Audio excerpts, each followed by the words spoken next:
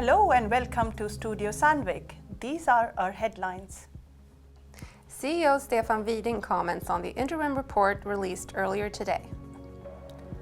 A non-collision solution improves underground safety at a major European mine. VeryCut Optimizer software reduces cycle times by up to 25%. And we will get a round tour of Sandvik contributions to society from across the globe. Welcome to the 8th episode of Studio Sandvik, everyone. Let's kick things off with an innovation from Sandvik Rock Processing Solutions. TechMap is a cloud-based digital platform providing a single source of data for all screen media activities. The tool is designed to provide all team members with real-time information that allows them to make smarter maintenance decisions and optimize performance in mineral processing plants. An optional add-on to the platform is WearApp, an AI-powered app that evaluates the wear pattern on screening media panels. By using WearApp, customers can optimize their maintenance schedules and maximize process efficiency. The Heilbronn mine in Germany is one of Europe's largest salt producers with a capacity of nearly 5 million tons annually. The mine has recently started using a proximity detection system from Sandvik brand NewTrax that will address safety challenges when there is limited visibility or interaction with light and heavy vehicles during operations. The system will minimize the risk of vehicle collisions and ensure a safer working environment. And then for another great innovation, this time coming from Sandvik Manufacturing Solutions. VeryCut Optimizer is a software that streamlines the machining process. It uses machining insights to improve efficiency and reduces cycle times by up to 25%. Some more news from Sandvik Manufacturing Solutions. They have developed a white paper about automation in component manufacturing, and it provides straightforward, actionable steps for manufacturers to automate production. 80% of the 350 participating manufacturers expect to increase their automation levels by 2030, underscoring the industry's drive towards greater efficiency and competitiveness. Now it's time to move over to our main event of today, our interim report for the fourth quarter of 2024. Edvard Bergström has interviewed our CEO Stefan Ving.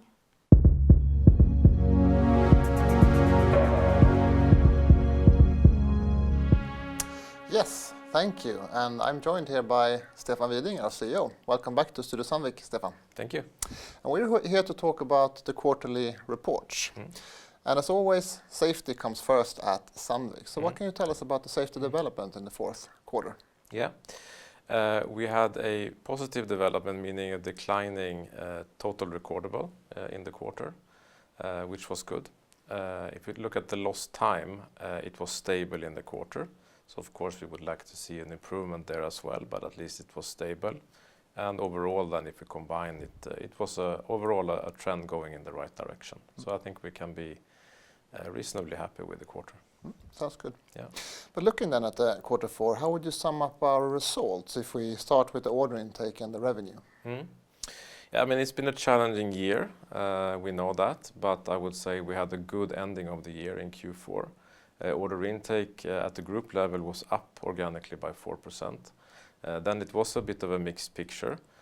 We had strong demand in mining. We also saw now, I would say for the first time in quite some time, improved sentiment in infrastructure, so also their positive order intake. Then we know on the industrial side, automotive overall is quite weak still.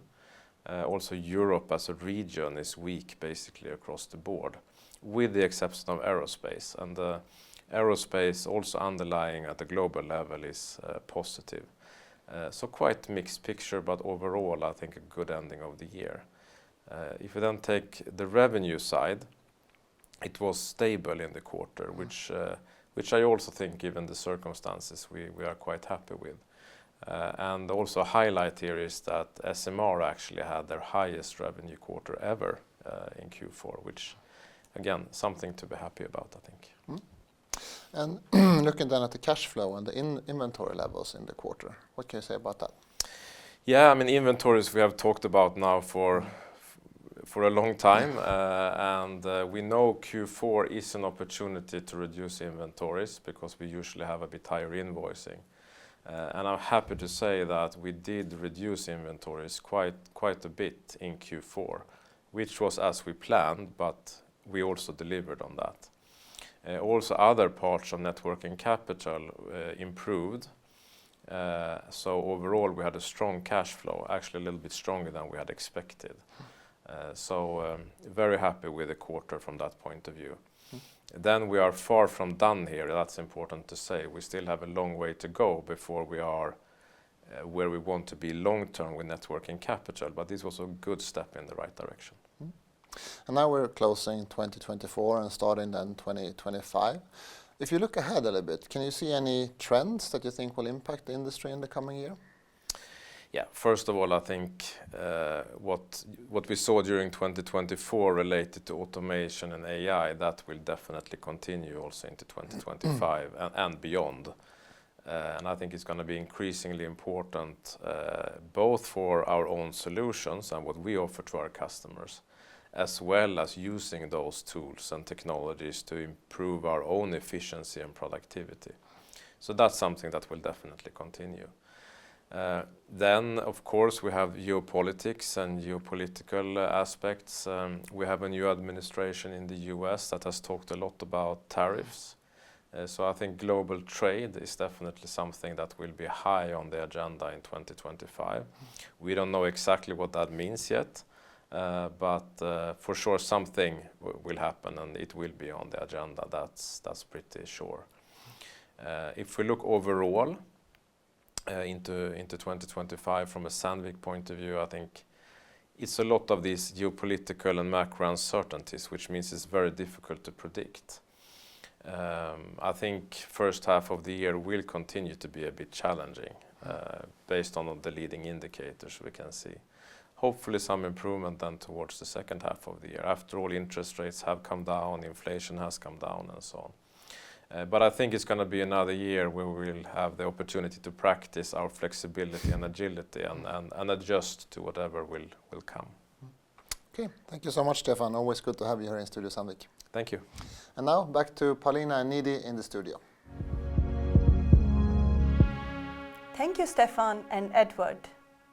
In every interim report, we highlight a sustainable solution, and this quarter it is the electric loader Toro LH518IB. Sandvik is world leading within electric mining equipment, and this next generation loader delivers high acceleration and short cycle times. It is also equipped with a self-swapping system for the battery. The loader does not produce any underground carbon emissions and it is automation ready. Sandvik has a partnership with Engineers Without Borders in Sweden. This last November, a number of Sandvik employees took part of a missing map event arranged by the organization. Participants used satellite images to locate and mark geographic features in the selected area with the aim of improving maps of remote locations. This initiative will help ensure aid can get where it's needed the most.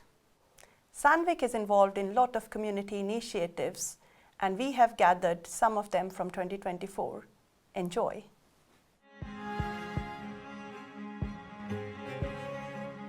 Sandvik is supporting St. Hilda's School in India. A new lab and book donations are examples of contributions that have positively impacted more than 300 girls. The Construction Academy in the Czech Republic aims to spark children's interest in technology and engineering and is supported by Sandvik. More than 500 children participated in activities. In South Africa, Women's Day was celebrated as a tribute to women in mining. The day was filled with speeches and dancing at the Johannesburg office. Sandvik hosted a Girls Take Over Tech event in the US in collaboration with Alamance Community College. The aim is to inspire young women to explore a career in manufacturing. The Langfang site in China installed a rainwater purification system to reduce the consumption of municipal water. The system can purify 4 tons of water per hour. Ukrainians lack electricity since power plants have been destroyed. Mobile power stations have been delivered home to all Sandvik employees with access to up to 8 hours of electricity. Devastating wildfires severely impacted the Quilpue and Viña del Mar communities in Chile. Sandvik and its employees funded house building and food donations. Well, isn't that just the kind of thing that makes you feel genuinely proud to work here? Couldn't agree more. And that was all what we had prepared for you today. It was, and we really hope you enjoyed the show and that we will see you in the next episode of Studio Sandvik. Thank you and goodbye. Goodbye.